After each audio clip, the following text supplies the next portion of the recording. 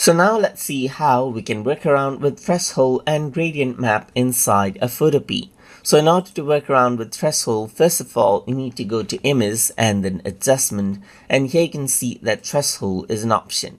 Once you go around on this threshold, then it becomes totally black and white, as you can see, as if you are working with a photocopy paper.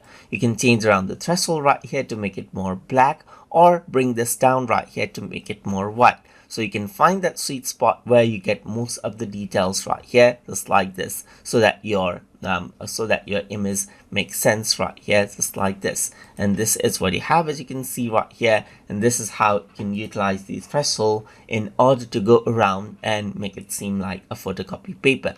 Let's just press Ctrl Z right here, just like this, and then let's just also use the gradient map right here. So in the gradient map, you can see that right now black and white is being used. So the darkest color is black and the brightest color is white. But if I were to reverse, then it simply reverses the image out right here, and the darkest color becomes white and the brightest color becomes black right here. But I can also go around and choose other colors right here, just like this, and the gradient map is applied accordingly. So the darkest color is blue, brightest is yellow, as you can see right here.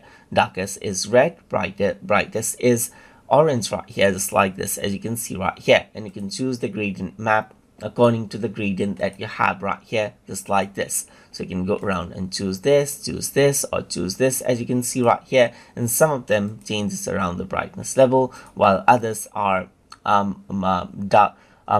does not follow up a pattern of dark to bright, so you don't get a proper result right here. But you can go around, create your own gradient, and then utilize that as well. So this seems quite good right here, just like this. And you can also reverse it right here.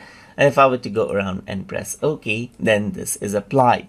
And that is how you can work around with threshold and gradient map inside a Photopea. So hope you guys learned something as always. And as always, please like, comment, share, and subscribe.